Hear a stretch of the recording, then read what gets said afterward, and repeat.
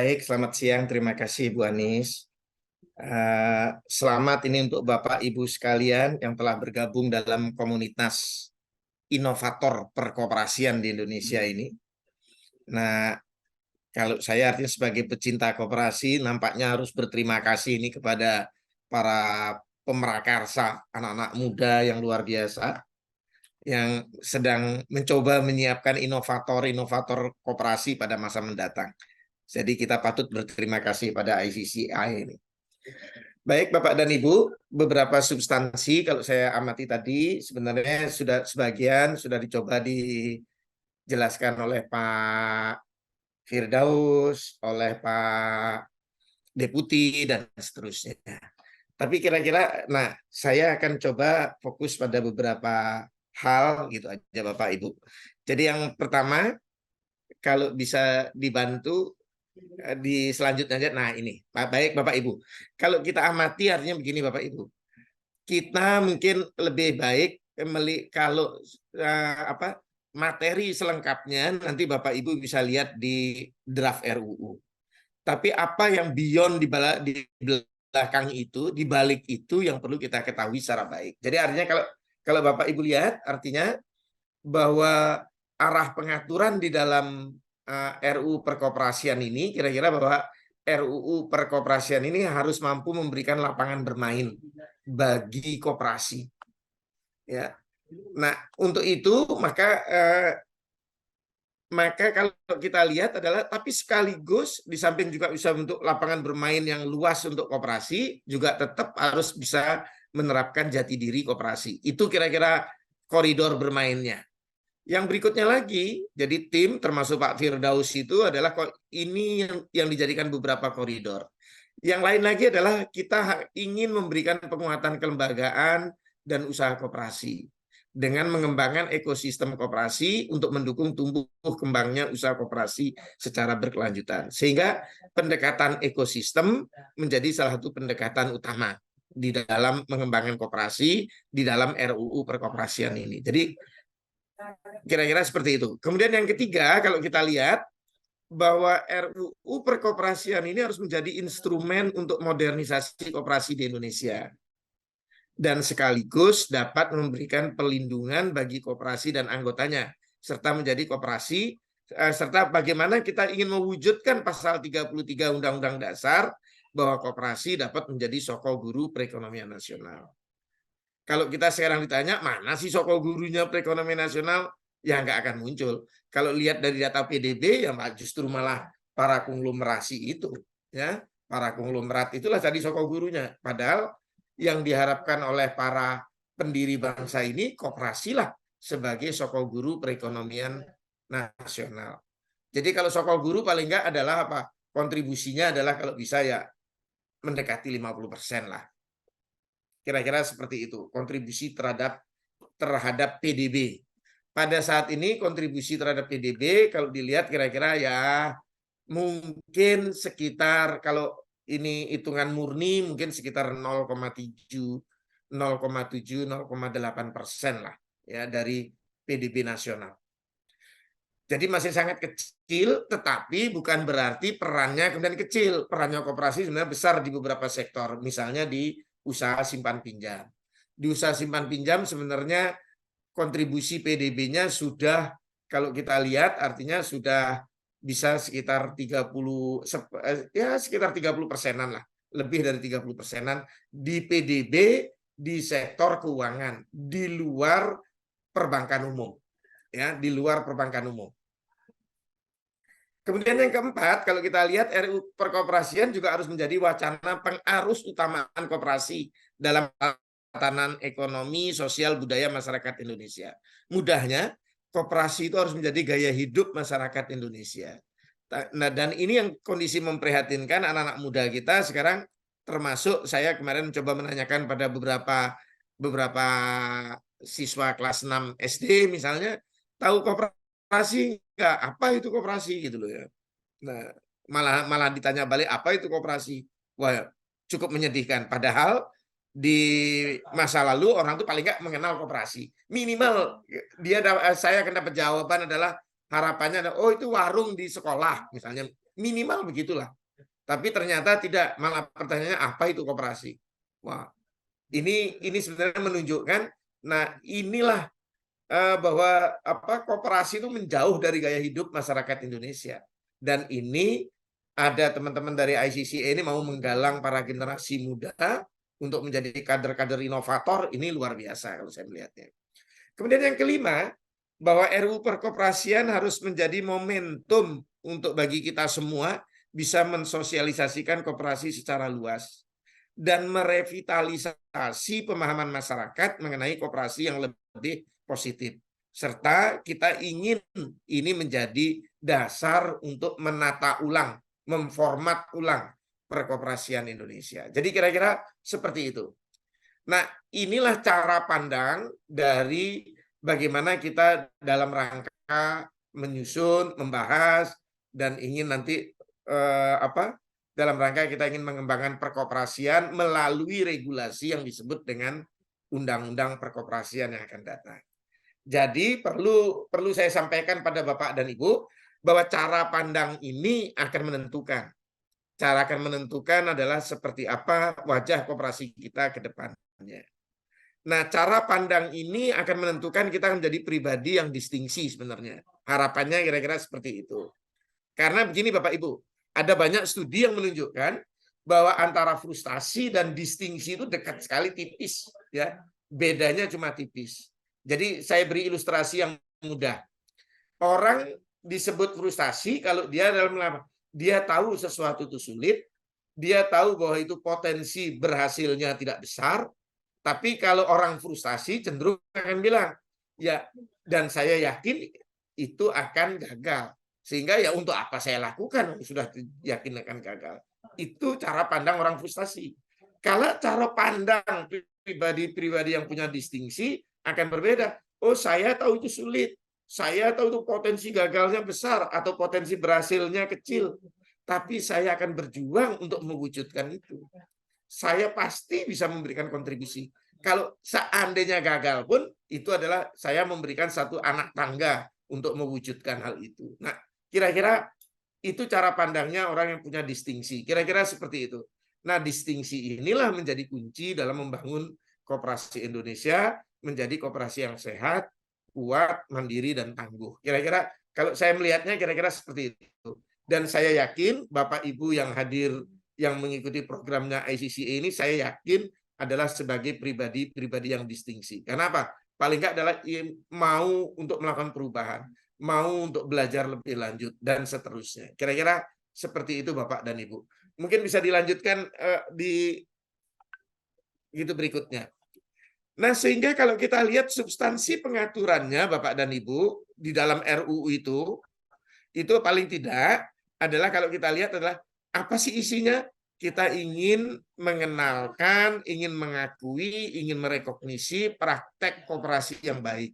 Contohnya adalah, oh, prinsip syariah itu seperti apa? Oh, tanggung renteng itu kayak apa? Tata kelola jenjang tunggal itu kayak apa? Kemudian multi pihak itu kayak apa? Dan seterusnya. Itu kita coba kita rekognisi. Kemudian yang kedua, kita ingin memberikan semua pengaturan harus berorientasi untuk melindungi anggota, melindungi koperasi, dan melindungi masyarakat. Ya. Jadi contohnya gini, koperasi itu sebagai badan hukum di Undang-Undang 25 tahun 92 itu belum terlindungi secara memadai. Dan kita ingin memberikan perlindungan hal itu di dalam Undang-Undang Perkoperasian. Termasuk kepada siapa saja yang menyalahgunakan koperasi dapat dikenakan sanksi pidana. Kira-kira seperti itu logiknya Bapak Ibu. Kemudian yang ketiga, kita ingin menjadikan koperasi ini adalah berbeda loh. Koperasi ini berbeda dengan badan usaha yang lain. Misalnya PT, CV, firma, dan sejenisnya.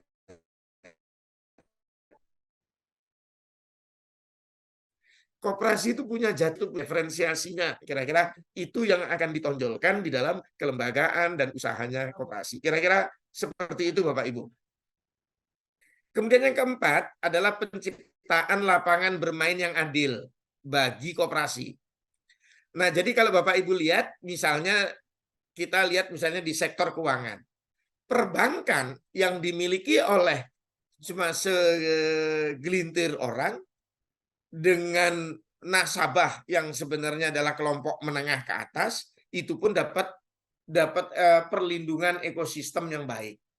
Dapat ada ekosistem pendukungnya yang baik.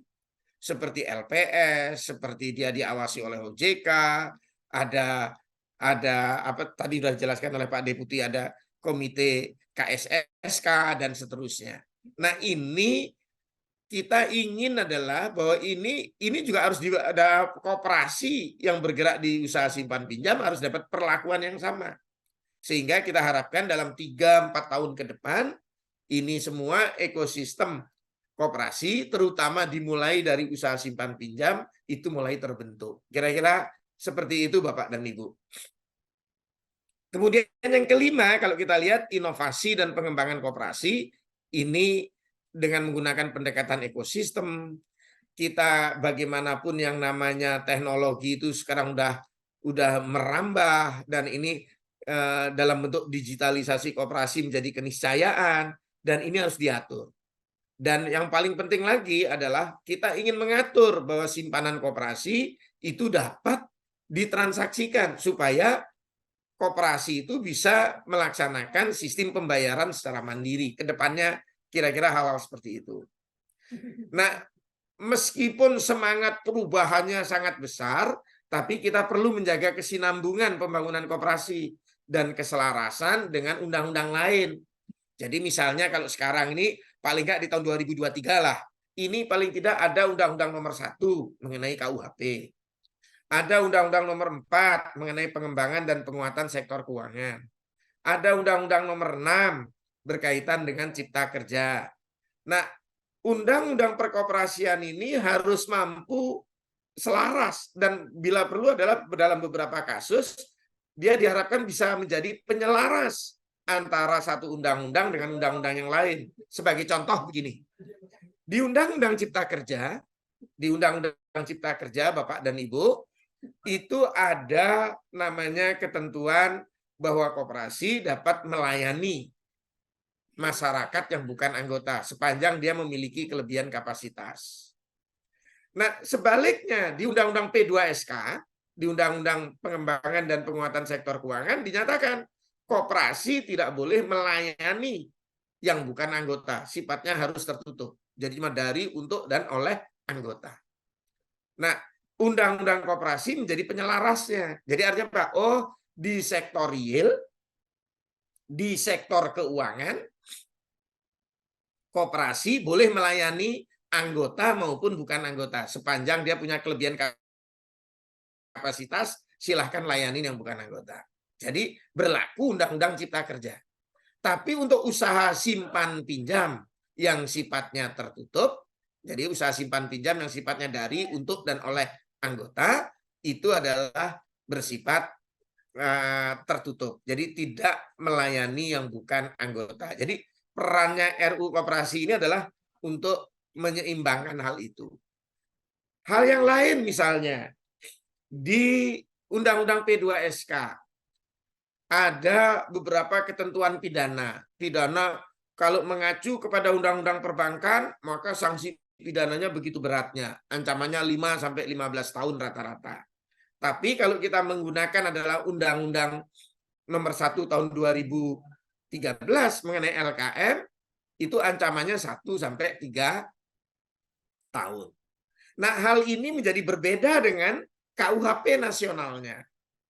Nah, di Undang-Undang Perkoperasian ini diharapkan bisa menjadi penyelaras dari KUHP nasional dibandingkan dengan sanksi pidana yang ada di dalam Undang-Undang P2SK. Kira-kira seperti itu. Kemudian hal yang lain lagi, aspirasi dari gerakan koperasi, misalnya ini banyak dulu disampaikan oleh teman-teman dari Jawa Timur, mereka menyampaikan, Pak, kami inginnya adalah perubahan atas Undang-Undang 25 saja, jangan dilakukan perubahan. Misalnya ini sekedar contoh. Karena apa? Kami sudah merasakan manisnya Undang-Undang 25. Nah, teman-teman Jawa Timur, sebagaimana Bapak Ibu ketahui, adalah sebagai motor, waktu itu adalah untuk melakukan judicial review terhadap Undang-Undang 17 tahun 2012. yang akhirnya dikabulkan oleh MK. Nah, mereka lebih cenderung adalah menginginkan perubahan. Nah, berdasarkan pertimbangan-pertimbangan ini, maka di dalam kita menyusun RUU Perkoperasian ini dipilih dengan pendekatan perubahan atas Undang-Undang Nomor 25 Tahun 92 tentang perkoperasian. Jadi kita tidak melakukan penggantian undang-undang, tapi melakukan perubahan. Jadi dianggapnya ini perubahan ketiga. Karena perubahan pertamanya di mana? Sebenarnya dilakukan di Undang-Undang 11 tahun 2020 yang sekarang diperbaharui dengan Undang-Undang Nomor 6 tahun 2023 mengenai Cipta Kerja. Selanjutnya ada yang lain lagi adalah ada tambahan lagi pengaturan di Undang-Undang Perkoperasian, itu adalah di Undang-Undang P2SK, Undang-Undang Nomor 4 tahun 2023. Jadi ini yang mau kita lakukan. Meskipun ini statusnya adalah pendekatannya perubahan atas undang-undang sebagai bentuk bahwa kita mendengarkan aspirasi masyarakat, yang namanya partisipasi bermakna itu kan harus didengarkan, harus dipertimbangkan, harus dijelaskan. Nah, berdasarkan itu kita sepakat, termasuk Pak Menteri dan seterusnya, pemerintah bersepakat untuk sementara ini kita menggunakan pendekatan perubahan atas Undang-Undang Nomor 25 tahun 92 tentang perkoperasian. Jadi ini dianggap sebagai perubahan ketiga dengan tetap semangat melakukan modernisasi substansi pengaturannya secara bermakna. Kira-kira seperti itu Bapak dan Ibu. Berikutnya Bapak dan Ibu, ini apa yang berubah sebenarnya? Yang banyak berubah adalah pertama jati diri koperasi. Jati diri yang mana? Ya baik itu definisi, baik itu nilai, baik itu prinsip. Kalau Bapak Ibu perhatikan definisi, kalau Bapak Ibu lihat misalnya dari Undang-Undang 78 misalnya ya, Undang-Undang 78 tahun 58. Terus Undang-Undang 14 tahun 65. Undang-Undang 12 tahun 67. Undang-Undang 25 tahun 92. Undang-Undang 17 tahun 2012. Selalu definisi koperasi itu ada tarikan-tarikan kepentingan politik pada masa itu. Nah, kita ingin di RUU ini itu tidak ada tarikan-tarikannya. Jadi kita gunakan saja definisi, kita mengadaptasi definisi yang ada di ICA yang berlaku secara internasional. Jadi koperasi dianggap apa? Sekumpulan orang. Nah, kenapa kita tidak menggunakan kata perkumpulan? Karena perkumpulan sudah ada undang-undangnya tersendiri. Nanti dianggap adalah nanti orang jumbo dengan pemahaman perkumpulan. Jadi ini sekumpulan. Sekumpulan itu berarti orangnya sudah padu. Kalau perkumpulan berproses. Kalau ini dianggap ini sudah jadi satu kumpulan orang. Atau badan hukum koperasi yang bersatu secara sukarela dan bersifat otonom. Ini kira-kira. Kemudian ini unsurnya. Kemudian kalau dilihat apa ya kira-kira tujuannya? Untuk memenuhi kebutuhan bersama dan aspirasi, untuk memenuhi kebutuhan dan aspirasi ekonomi, sosial, dan budaya secara bersama. Itu tujuannya. Kemudian yang bagaimana caranya? Melalui usaha bersama atau melalui perusahaan. Kalau di gini melalui enterprise, tapi ini supaya keindonesiaannya muncul, tidak kesannya ini adalah kapitalis dan seterusnya, maka menggunakan terminologi usaha melalui usaha bersama yang dikendalikan dan diselenggarakan secara demokratis. Kemudian di mana kalau cuma berhenti pada level ini akan sama dengan ICA. Berarti nggak ada bedanya dengan koperasi secara internasional. Di mana keindonesiaannya ditunjukkan berdasarkan asas kekeluargaan dan gotong royong. Tadi pengertian gotong royong sudah dijelaskan oleh Pak Firdaus. Ada dari pandangan filosofis misalnya, asas kekeluargaan itu lebih statis, asas gotong royong itu lebih dinamis, dan seterusnya. Tapi artinya asas kekeluargaan ini pengusung utamanya adalah Bung Hatta, sedangkan asas gotong royong pengusungnya adalah Bung Karno. Jadi artinya ini kedua proklamator ini gini ya, terwadahi. Jadi kalau Bapak Ibu lihat, berarti di dalam koperasi itu paling tidak adalah memiliki tiga apa namanya? Memiliki tiga wujud. Wujud yang pertamanya apa? Bahwa koperasi itu sekumpulan orang. Jadi kalau kita tegaskan koperasi itu apa? Ya kumpulan orang, bukan kumpulan modal. Sebagaimana ditegaskan di undang-undang, misalnya apa? Undang-undang 78 tahun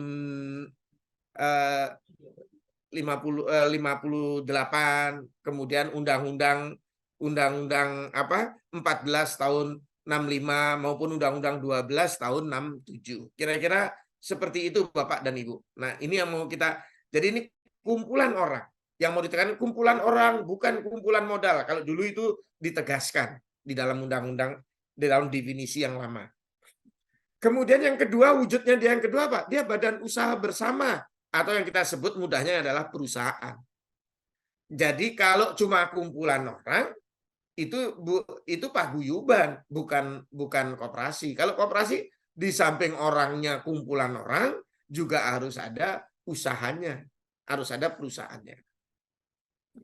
Nah, jadi memang harus ada bisnisnya, ada aspek bisnisnya yang tadi ditegaskan juga oleh Mas Firdaus, misalnya bahwa sekarang wajahnya mau sosial ekonomi atau ekonomi sosial. Nah, kira-kira pendekatannya yang mana saja fine, tapi ujungnya adalah bahwa koperasi itu harus ada usahanya, harus ada perusahaannya, harus ada usaha bersamanya. Kira-kira begitu. Kemudian wajah dia yang ketiga adalah apa? Bahwa koperasi adalah badan hukum. Ya, bahwa koperasi adalah badan hukum. Kira-kira seperti itu. Nah, tiga wajah inilah yang menjadi wajah dari koperasi di Indonesia. Kira-kira seperti itu Bapak dan Ibu. Nah, kemudian di manakah perubahan-perubahannya? Bisa minta tolong di slide berikutnya kah? Nah, sekarang substansi pengaturan yang banyak berubah di mana? Kalau Bapak Ibu lihat, di jati diri koperasi. Di jati diri koperasi ini kita gunakan artinya tadi kita mengadaptasi apa yang ada di ICA, tetapi tetap memasukkan wajah keindonesiaan.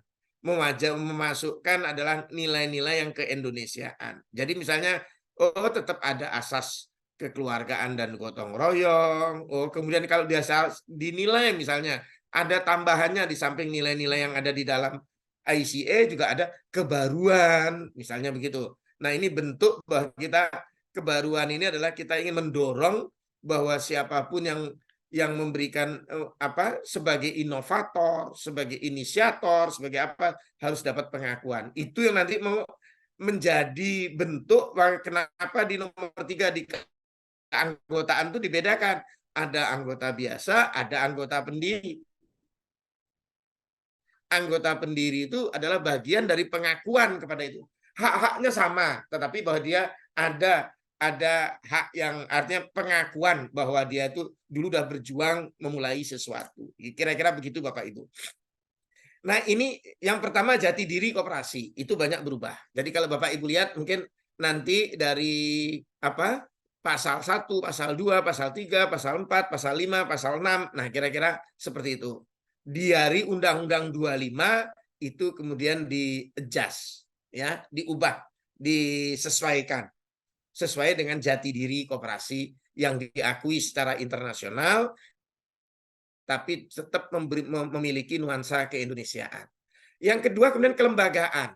Tadi sudah dijelaskan oleh Pak Deputi bahwa jenis koperasi itu dihapus. Bapak Ibu sudah ketahui yang namanya jenis koperasi, kalau di Undang-Undang 25 tahun 92 terdiri dari 5, yaitu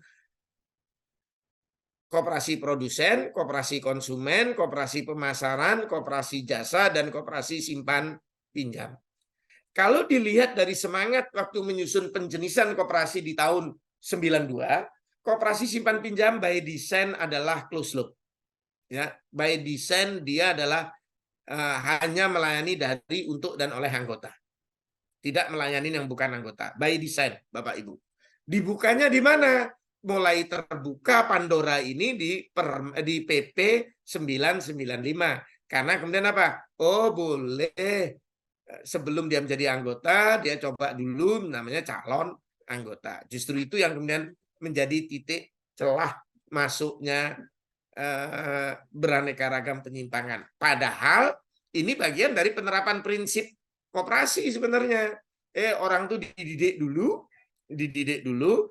Jadi orang pendidikan karena pada masa itu adalah dianggap masih layanan koperasi itu cuma dilakukannya bulanan, maka diperlukan 3 bulan karena paling enggak orang udah mengikuti 3 kali pertemuan sehingga orang udah tahu hak dan kewajibannya sehingga bisa menjadi anggota. Tapi ini kemudian dimanfaatkan oleh oknum-oknum tertentu sehingga usaha simpan pinjam menjadi dianggap bias pada saat ini ya. Kira-kira seperti itu Bapak Ibu. Sehingga kemudian kalau kita lihat koperasi jasa by design adalah koperasi yang terbuka, yang open loop. Bahwa itu tidak hanya melayani dari, untuk, dan oleh anggota, tapi melayani masyarakat luas. Contohnya dulu saat itu adalah koperasi supir taksi. Nggak mungkin namanya supir taksi adalah yang naik ya supir taksi, yang membawa ya supir taksi, dan seterusnya. Itu jawabnya nggak mungkin. Pasti yang dilayani adalah masyarakat luas. Termasuk tadi saya lihat ada chat, termasuk jasa keuangan itu dianggap adalah koperasi jasa. Nah, kalau jasa berarti terbuka. Nah, nanti ini yang di undang-undang ini dibedakan Bapak dan Ibu. Mana yang namanya koperasi jasa keuangan, mana yang disebut dengan koperasi usaha simpan pinjam. Kalau disebut usaha simpan pinjam pasti sifatnya tertutup. Pasti dari, untuk, dan oleh anggota dan koperasi lain. Sedangkan kalau dia disebut sebagai jasa keuangan atau koperasi yang berkegiatan di sektor keuangan, dia pasti boleh melayani masyarakat luas. Di mana nanti bedanya? Hanya di masalah siapakah otoritas pemberi izin dan pengawasnya. Kalau itu yang sifatnya open loop, yang jasa keuangan, maka dia berada di otoritas jasa keuangan. Tetapi kalau yang ini berada di yang tertutup, saat ini berada di Kementerian Koperasi dan Dinas Koperasi dan UKM baik tingkat provinsi maupun tingkat kabupaten kota. Kira-kira seperti itu Bapak dan Ibu. Kemudian apalagi yang kemudian kalau koperasi produsen, konsumen, pemasaran ini by design adalah semi open loop. Kira-kira seperti itu. Nah, kita di undang-undang ini tidak membedakan hal itu, tidak melakukan penjenisan, dianggap membatasi ruang geraknya koperasi sesuai dengan putusan Mahkamah Konstitusi waktu tanggal yang dibacakan tanggal 28 Mei tahun 2014. Nah, berdasarkan pertimbangan putusan MK itu, maka jenis koperasi yang ada di pasal 16 Undang-Undang 25 tahun 92 kita hapus. Nah, tapi yang diuji sebenarnya waktu itu yang di MK adalah Undang-Undang 17 tahun 2012. Kalau di Undang-Undang 17 ada jenis itu terdiri dari 4, yaitu koperasi produsen, konsumen, jasa, dan simpan pinjam. Yang pemasarannya hilang, gitu ya. Kalau dibandingkan 2592 dan Undang-Undang 17 tahun 2012. Di sana perbedaan penjenisannya Bapak dan Ibu. Nah, tapi di RU yang baru ini kita hapus. Karena sesuai agar selaras dengan putusan MK. Kemudian pengaturan sebagai badan hukum, baik dari bagaimana proses pembentukannya, pembubarannya, likuidasinya, sampai penghapusan status badan hukum koperasi. Itu diatur kembali. Di Undang-Undang 25 sebenarnya sudah diatur, tapi ini dipertajam lagi, Bapak dan Ibu. Ya, dipertajamnya gimana? Nah, paling tidak begini, kalau sekarang posisi saat ini, kalau Bapak Ibu mendirikan koperasi langsung datang ke notaris, notarisnya langsung mendaftarkan ke AHU-nya Kemenkumham. Nah, kemudian sudah lahirlah Badan Hukum Koperasi. Kementerian Koperasi maupun dinas-dinas koperasi nggak pernah tahu ada tiba-tiba lahir koperasi baru, tiba-tiba bermasalah, tiba-tiba sudah ikut diminta keterangan oleh penegak hukum.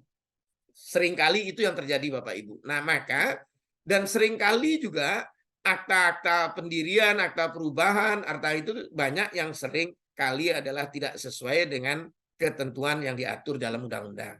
Nah, berdasarkan hal itu, maka di kedepannya adalah tetap mekanismenya melalui sistem yang terintegrasi, melalui sistem notarisnya gitu, nanti diverifikasi dulu oleh Kementerian Koperasi.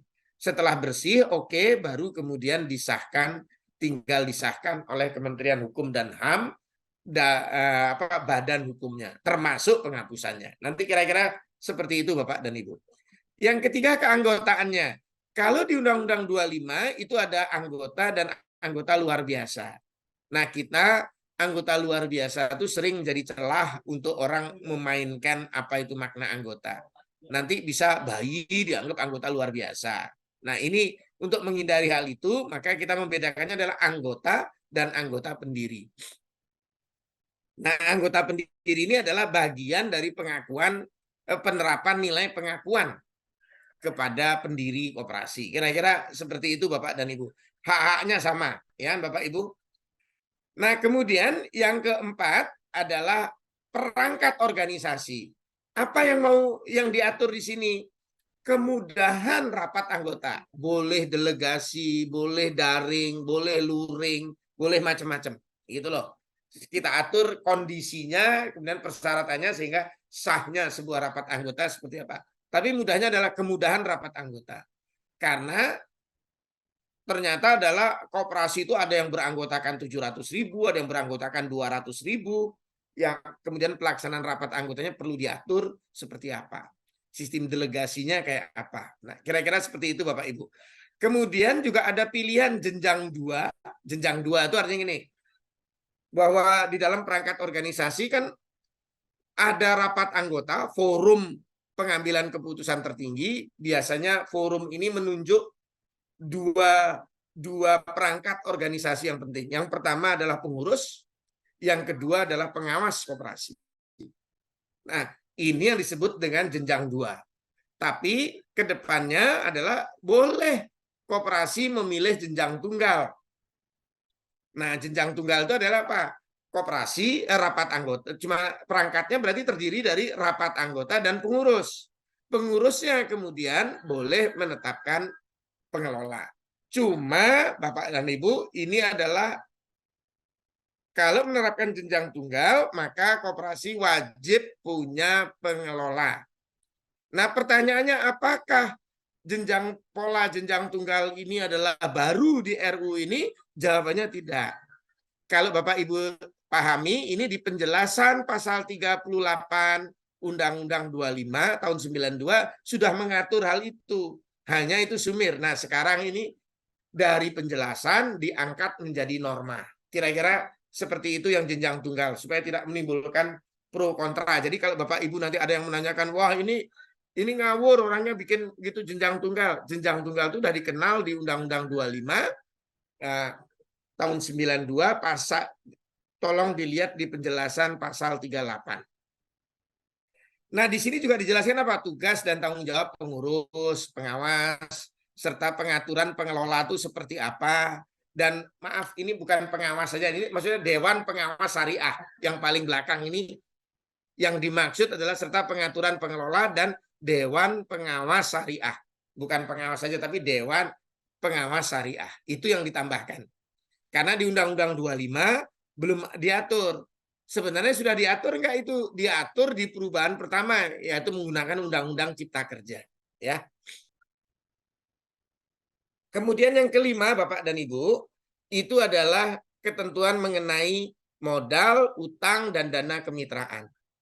Kalau Bapak Ibu lihat di Undang-Undang 2592 yang existing, ya, Undang-Undang 2592 yang existing, itu menunjukkan gini, apapun bentuknya semuanya disebut modal koperasi. Modal itu baik disebut modal sendiri, modal pinjaman, modal penyertaan. Semuanya rezimnya adalah rezim modal. Nah, padahal yang disebut dengan modal itu kan ekuitas. Ekuitas itu adalah sesuatu yang menanggung risiko. gitu loh. Itu yang sesuatu yang menanggung risiko. Nah, jadi kita bedakan ya, modal itu berarti yang dimaksud ini dalam kasanah yang dalam bahasa yang lebih dikenal secara luas adalah modal sendiri. Nah, modal pinjaman itu ya kita sebut aja sekarang sebagai utang. Nah, modal penyertaan, karena modal penyertaan itu pernah di judicial review ke MK, maka namanya diubah sekarang menjadi dana kemitraan. Yang mau digambarkan di sini dana kemitraan ini untuk apa? Dana kemitraan itu hanya boleh untuk menggerakkan sektor real. Jadi dana kemitraan tidak boleh untuk kegiatan usaha simpan pinjam. Kira-kira seperti itu. Nah, yang banyak diatur di dalam perubahan yang ada di dalam RUU adalah pengaturan modal, ya, pengaturan modal. Pengaturan modal inilah yang penting kita lihat, ya, Bapak Ibu. Nah, sepakat Pak bahwa modernisasi koperasi memang tidak boleh meninggalkan nilai-nilai, asas-asas dan hal-hal yang sifatnya adalah menunjukkan keindonesiaan, menunjukkan apa yang telah diatur di pasal 33 Undang-Undang Dasar. Kira-kira seperti itu. Kemudian di usaha ini adalah lebih banyak adalah untuk mendorong koperasi di sektor real, maka diatur itu. Jadi tekanannya nanti Pak Firdaus mungkin akan menjelaskan bagaimanakah roadmap pengembangan koperasi ke depannya di tahun 2045. Nah, itu adalah kita ingin mendorong sektor real, hilirisasi dan lain sebagainya. Karena apa? Yang bisa membuat perekonomian sebuah bangsa itu stabil, ya sektor realnya. Nah, kemudian KMP, syariah, jasa keuangan, gitu ya Bapak Ibu. Jasa keuangan itu diatur, gitu loh, diberi kebebasan. Kalau sebelumnya jasa keuangan itu dibatasi untuk masuk, sekarang di Undang-Undang P2SK jasa keuangan itu dibuka untuk semua sektor keuangan, untuk badan hukum koperasi untuk berkegiatan di sektor keuangan. Tapi kemudian apa yang diatur? Nah, yang belum diatur secara baik di Undang-Undang 25 tahun 92 yaitu mengenai usaha simpan pinjam. Karena di Undang-Undang 2592 itu hanya satu pasal, yaitu pasal 44. Nah, sekarang diatur lebih lanjut usaha simpan pinjam itu sebagai bagian dari industri keuangan yang memang memiliki nilai risiko yang tinggi, dan sekaligus kita ingin mengembangkan ekosistem pendukungnya seperti LPS, ya, seperti lembaga pengawas simpan pinjam dan seterusnya, ya. Berikutnya, kemudian Bapak dan Ibu, adalah apa? Pendekatan ekosistem. Nah, pendekatan ekosistem, jadi yang mau diatur apa? Berkaitan dengan organisasi gerakan koperasi, bagaimana peran pemerintah daerah, dan seterusnya. Dan seterusnya lah kira-kira gitu. Apalagi yang diatur? Kepailitan. Kepailitan itu kedepannya tidak mudah untuk mempailitkan koperasi, terutama koperasi yang bergerak di usaha simpan pinjam dan jasa keuangan. Ya, jadi kalau mau melakukan kepailitan dan PKPU ini harus seizin Menteri Koperasi. Kalau dia usaha simpan pinjam, kalau dia jasa keuangan maka ke otoritas jasa keuangan. Kalau dia koperasi yang bergerak di sektor sistem pembayaran maka itu izinnya dari Bank Indonesia. Kira-kira seperti itu Bapak dan Ibu. Yang ke-9 adalah berkaitan dengan penyidikan dan pidana. Nah, pidana ini kenapa harus diatur di dalam undang-undang ini? Ini bagian dari kita ingin memberikan perlindungan kepada koperasi, kepada pengurus koperasi, kepada anggota, mudahnya kepada seluruh insan koperasi. Supaya apa Bapak Ibu? Enggak serta-merta misalnya diterapkan undang-undang perbankan atau undang-undang P2SK. Kita inginnya adalah bahwa penerapan pidana itu dilakukan dengan pola ultimum remedium. Jadi artinya apa? Dimulai dari ditegur dulu, diberi sanksi administratif. Setelah diberi sanksi administratif boleh sanksinya denda. Oh, boleh misalnya sanksi sosial, ya, misalnya kerja sosial dan seterusnya. Kalau ini tetap nggak bisa jalan, barulah kemudian ada ketentuan pidana diberlakukan. Jadi pidana itu dianggap sebagai upaya yang paling akhir. Karena yang paling penting bagi kita adalah restoratif justice bagi anggota, bagi korban-korban yang dirugikan oleh koperasi. Kira-kira seperti itu Bapak dan Ibu. Termasuk kalau koperasi pun dirugikan oleh pihak yang lain, nah maka juga yang paling penting adalah bahwa hak-haknya koperasi dipulihkan. Kira-kira seperti itu Bapak dan Ibu. Nah, hal-hal yang lain nanti bisa Bapak Ibu pelajarin lebih lanjut, nanti bisa Bapak Ibu bandingkan di dalam nanti bisa dibaca dalam draft RUU Perkoperasian. Jadi yang perlu saya sampaikan pada Bapak dan Ibu, ke depannya untuk sementara ini kalau Bapak Ibu mau membaca apa isi utuh dari Undang-Undang Perkoperasian, kira-kira bacanya adalah harus membaca Undang-Undang 25 tahun 92, kemudian disandingkan dengan Undang-Undang Cipta Kerja, karena Undang-Undang Cipta Kerja itu mengubah sekitar 4 pasal, 1 penjelasan dan menyisipkan 1 pasal.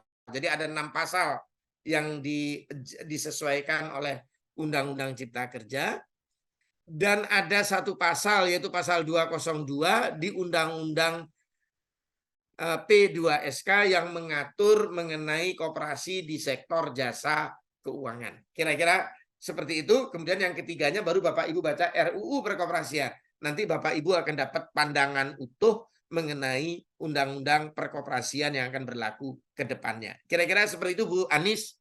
Mungkin nanti kalau ada bisa kita sambung pada saat kita ada diskusi lebih lanjut.